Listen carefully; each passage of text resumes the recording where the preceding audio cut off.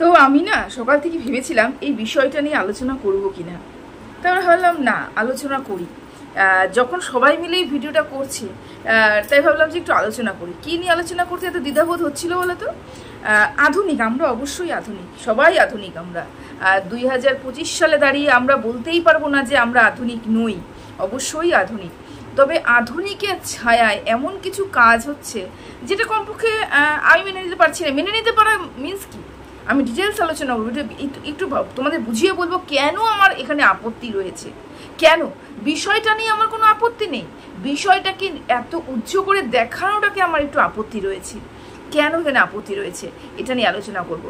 আজকে সকাল থেকে দেখছি শুধু ম্যান্ডি ম্যান্ডি ম্যান্ডি আর ম্যান্ডি ম্যান্ডি চারপাশে ছড়িয়ে রয়েছে। ম্যান্ডিকে নিয়ে সবাই কথা বলছে, তো ভাবলাম যাই, ম্যান্ডিকে নিয়ে সচরাচর আমি ভিডিও করি না, ওর ভিডিও দেখি, সচরাচর করি না, তো প্রতিনিয়ত দেখা হয় না।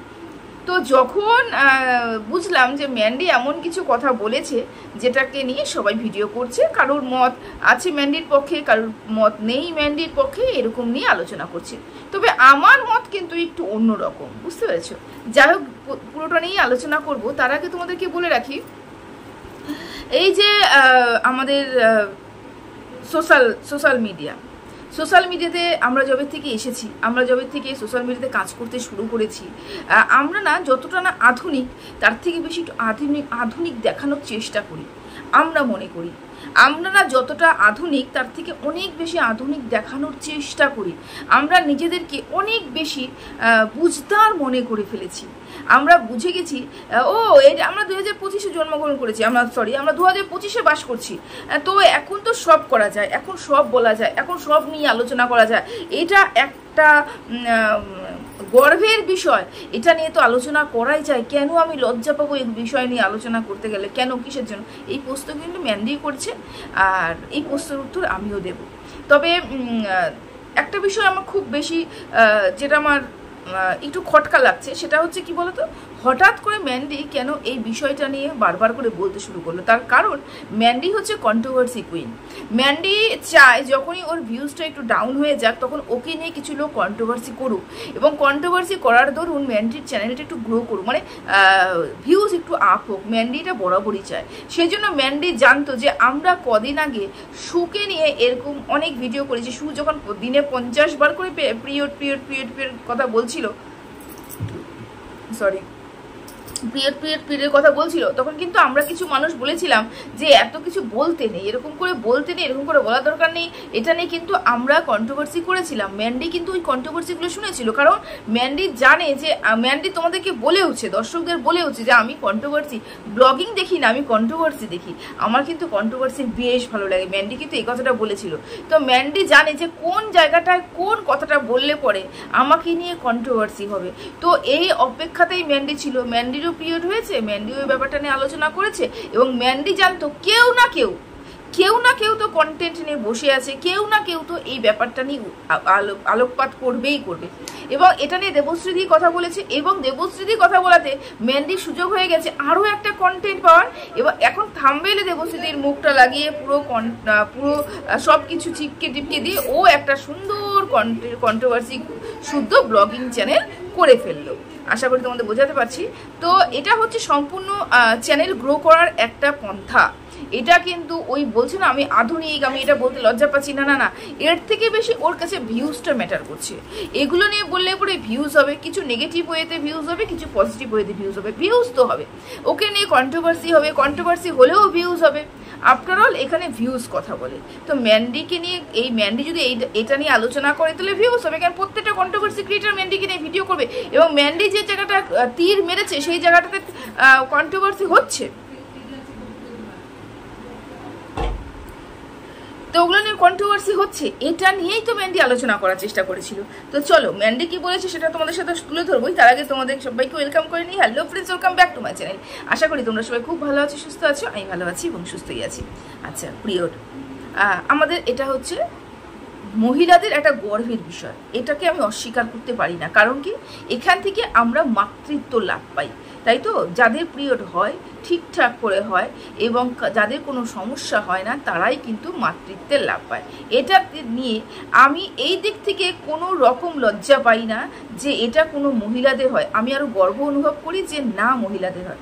তবে তবে এটা আধুনিকের নাম দিয়ে বারংবার সোশ্যাল মিডিয়াতে এসে এত বড় ব্লগার যদি এটাকে নিয়ে এই ধরনের বক্তব্য রাখে, এই ধরনের বক্তব্য আমি এবার ও একটা বড় ব্লগার, তো ও সোশ্যাল ইনফ্লুয়েন্সার, মানে ওর দ্বারা সোশ্যালি কিছু ভালো বার্তা ও আইডিতে ছড়বে, তাই তো? ভালো বার্তা মিনস ও যদি এটা নিয়ে কোনো একটা মানে পার্টিকুলার ওই বিষয়টা নিয়ে যদি কোনো শিক্ষামূলক যদি কোনো ভিডিও করতো, আমাদের বলার কিচ্ছু থাকতো না। শিক্ষামূলক ভিডিও, শিক্ষামূলক ভিডিও ঠিক কিরকম হয়, যখন এই যে উঠতি বয়সের মেয়েরা ওদেরকে নিয়ে, গার্লসদের নিয়ে, আমরা হচ্ছে অ্যাডোলেসেন্স গার্লস বলি, সেই গার্লসগুলোকে নিয়ে একটা বসা হয়, একটা রুমে বসা হয়, সেই রুমে বসে সেখানটায় আমরা ওটাকে নিয়ে আলোচনা করি, যাতে ওই মেয়েগুলো জানতে পারে, বুঝতে পারে পরবর্তীকালে ওর জীবনে কি ঘটতে চলেছে। হঠাৎ করে যখন মেয়েদের এটা হয় তখন মেয়েরা একটু ইতস্তত বোধ করে, ভয় পায়, কিছু মেয়ে তো ভয় পায় কি হচ্ছে না হচ্ছে। এখন তো অনেকটা মেয়েরা সজাগ, তবুও অনেকে আছে এরকম, অনেক গ্রামে গঞ্জে যাদের মধ্যে আলো এখনো পর্যন্ত ঠিকঠাক করে পৌঁছেনি। মা বাবার উপরে যদি শিক্ষার আলো না পৌঁছে, বাচ্চাদের উপরে শিক্ষার আলো পৌঁছবে না। ঠিক তাদেরকে নিয়ে যদি একটা ক্যাম্প করি শুধুমাত্র পিরিয়ডের উপরে, যে এই হলে এটা হতে পারে, এটা কোথার থেকে শুরু হয় এবং কিভাবে শুরু হয়, কখন শুরু হয়, ওই সময় আমাদের কি কি রেস্ট্রিকশনে থাকতে হবে, ওই সময় আমাদের কি ইউজ করা দরকার। আমি এটা ছোট্ট করে বলে রাখি, আমি এখানে কোনো জ্ঞান দিতে বসিনি, তবে একটাটুকু বলে রাখি যে আমাদের গ্রামের মেয়েরা কিন্তু পুকুরে স্নান করে, কিন্তু আমরা এই সময়টাতে পুকুরে স্নান করাটাকে পুরোপুরি বন্ধ রাখতে বলি। কারণ কি, আমাদের মুখটা ওই সময় খোলা থাকে এবং নোংরা জল, পুকুরে কোনোদিনও পরিষ্কার জল থাকে না, নোংরা জল গেলে পরে সেখানে ইনফেকশন হওয়ার একটা চান্স থাকে। এই ধরনের যদি কিছু শিক্ষামূলক আমরা আলোচনা করি, সেখানে আমার বলার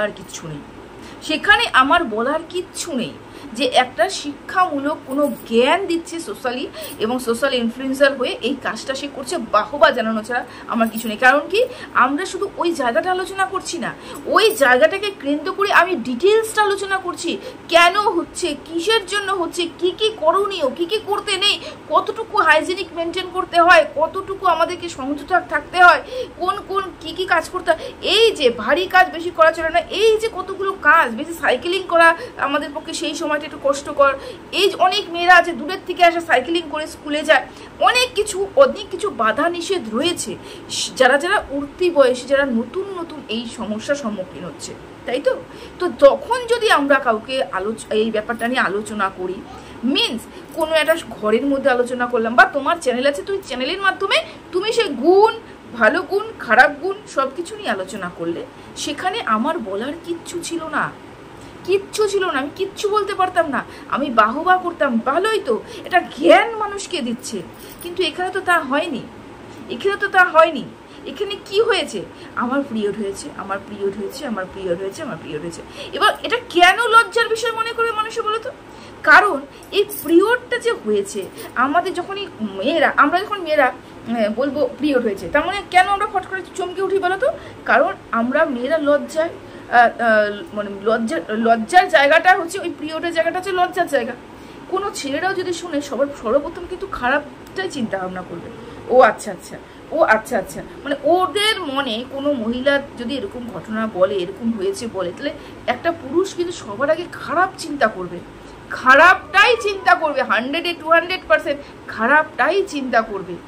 যৌনাঙ্গর ব্যাপারটা আগে চিন্তা করবে ওরা কিন্তু কোনো দিনও চিন্তা করবে না এটা গর্বের বিষয়, ওরা উপলব্ধিই করতে পারবে না। কিছু মানুষ রয়েছে এই যে এরকম মানে মানসিকতা নিয়েই জন্মগ্রহণ করেছে, ওদের মানসিকতা কোনোদিনও পরিবর্তন করতে পারবো না, সে যতই আধুনিক হয়ে থাকুক না কেন, তাই না? তো এই যে জায়গাগুলো, কিছু জায়গা আছে যেটা আমরা শিক্ষামূলক কিছু জ্ঞান দিতে পারি, কিন্তু কিছু জায়গা আছে যে জায়গাটাকে আমাকে চুপ থাকতে হবে, মুখ বন্ধ করে থাকতে হবে। আমি আধুনিক মানে এটা নয় যে আমি সর্বক্ষেত্রে সব কিছুই বলতে পারি। পিরিয়ড আমাদের একটা অঙ্গ, অবশ্যই আমাদের অঙ্গ একটা, কিন্তু এটা একটা লজ্জারও বিষয়। লজ্জা মিন্স কি, কোনো পুরুষের কাছে লজ্জার বিষয়। আমি যে কথাটা বলছি আমার স্ট্যান্ডটা ডিস্টার্ব করছে। আমি যেই কথাটা বলছি সেটা একটা পুরুষ যদি চিন্তা ভাবনা করে প্রথমে কিন্তু লজ্জাই পাবে। আমার শ্বশুরকে বললাম, আমার বাবাকে বললাম, আমার স্বামীকে বললাম, আমি লজ্জা পেলাম না, সেটা সম্পূর্ণ আলাদা বিষয়। সেটা তোমার একটা ঘরের মধ্যে তোমার সাথে তোমার সেই মানুষগুলো বসবাস করছে। কিন্তু আমাদের সমাজে অনেক পুরুষ রয়েছে যারা এগুলোকে মেনে নিতে পারে না, এবং এগুলো মানে একটা নোংরামিটাই ভেবে নেয়। আমরা যতটাই বলি না কেন আমরা মেয়েরা স্বাধীন, আমরা আধুনিক জগতে বাস করছি, আমরা আধুনিক, আমরা যা ইচ্ছে তাই বলতে পারি না। আমাদের যা ইচ্ছে তাই বলা চলে না, আমাদের কথা চিন্তা ভাবনা করেই বলতে হয়, সর্বক্ষেত্রে চিন্তা ভাবনা করেই বলতে হয়। এই যে আধুনিক মানে কি, আমরা জানি সহবাস কিভাবে হয়, আমরা জানি বাচ্চার জন্ম কীভাবে হয়, আমরা জানি স্পাম কি, আমরা জানি কিভাবে মিলিত হলে পরে কি হয়, আমরা জানি তো, আমরা তো আধুনিক। তাহলে কি প্রতিনিয়ত সেই ব্যাপারগুলো নিয়ে আমরা কি আলোচনা করতে পারি? সেই ব্যাপারগুলো কি আমরা তুলে ধরতে পারি না তো। আমরা তো আধুনিক, যদি আমরা আধুনিকই হয়ে থাকি তাহলে তো এই ব্যাপারগুলো তো কোনো লজ্জার বিষয় না। কেন এই সহবাস হচ্ছে বলেই তো আমাদের একটা সন্তান জন্ম হচ্ছে, তাই না? তাই তো লজ্জার বিষয় নয়। কিন্তু কেন আমরা সর্বক্ষেত্রে এই SEX কে আমরা উচ্চারণ করি না, আমরা বলি না? কেন বলি না? তার কারণ আমাদের সমাজ যতই বলি না কেন, 2025 সালে আমি যাচ্ছি, 2025 দিয়ে যাচ্ছি, কিন্তু কিছু মানুষের মানসিকতা এখনো ওখানেই আটকে রয়েছে। এটাকে যদি আমরা ডেভেলপ করতে হয়, আমাদের বাড়ির লোকের কাছ থেকে আগে করতে হবে, বাড়িতে আগে শিক্ষা দিতে হবে, বাড়ির থেকে এই শিক্ষাগুলো আস্তে আস্তে উঠবে। তো আমি মনে করছি এখন যে বাচ্চাগুলো জন্মগ্রহণ করছে, আস্তে আস্তে ওরা যেরকম ভাবে বেড়ে উঠছে, পরবর্তী জেনারেশনে গিয়ে ওরা ঠিকঠাক করে অতটা লজ্জাবোধ হয়তো হবে না। তবে এই যে এখন যে কথাটা বললাম যে সহমিলন, সহবাস, এগুলো তো একটা ভালো কাজ, একটা সন্তানের জন্ম দেওয়া, এটা তো পবিত্র একটা সম্পর্ক স্বামী স্ত্রীর মধ্যে। তাহলে কেন আমরা বিষয়ে আলোচনা করি না? আমরা তো ডেইলি বাথরুমে যাচ্ছি নিজেকে হাইজিনিক রাখতে, আমি নিজেকে পরিষ্কার পরিচ্ছন্ন রাখতে, এটা তো আমার দেহ, এটাকে পুরো পরিষ্কার পরিচ্ছন্ন রাখতে, তাই না? তাহলে আমরা তো আধুনিক। কেন আমরা ভালো মতন এখানে এসে বলি না বাথরুমে গিয়ে আমি কি কাজ করলাম, বাথরুমে গিয়ে আমাদের কি কাজ করার ছিল? আমরা তো আধুনিক, আমরা তো বলতেই পারি যে আমাদের কোন অঙ্গে কি আছে না আছে, বা আমাদের কোন অঙ্গ থেকে কি সমস্যা হচ্ছে না হচ্ছে, এটা নিয়ে আমরা আলোচনা করতে পারি, কারণ আমরা আধুনিক অবশ্যই। কিন্তু আমাদের সীমারেখা আছে একটা, আমরা কতটুকু আধুনিক হতে পেরেছি, মানুষের মানসিকতা কতটুকু করতে পেরেছি, ব্রড করতে পেরেছি, আমাদের এটা চিন্তা ভাবনা করতে হবে। আমরা সোশ্যাল মিডিয়াতে এসে বড় একটা চ্যানেল গ্রো করে ফেলেছি মানে কিন্তু আধুনিকতার ছোঁয়া দিয়ে আমরা এগুলো কথা বলতে পারি না। এগুলো এত সহজেই পরিবর্তন হবে না, এগুলোকে পরিবর্তন করতে হবে অল্প অল্প অল্প করে। তুমি তোমার বাড়ির লোককে পরিবর্তন করবে, আমি আমার বাড়ির লোককে পরিবর্তন করব, আরো একটা মানুষের বাড়ির লোককে পরিবর্তন করবে, সুন্দর করে শিক্ষা দিবে, তারপরে আস্তে আস্তে এগুলো পরিবর্তন হবে। যেমন এখন কিন্তু ছেলেদেরও শিক্ষা দেওয়া হয়, কিছু জায়গা ছেলেদেরকে নিয়েও ক্যাম্প করা হয়, উঠতি বসে ছেলেদেরকে নিয়ে, মেয়েদেরও এই সমস্যা হয়, মেয়েদের এরকম সমস্যা হলে তোমরা এরকম করে হেল্প করবে, হয়তো।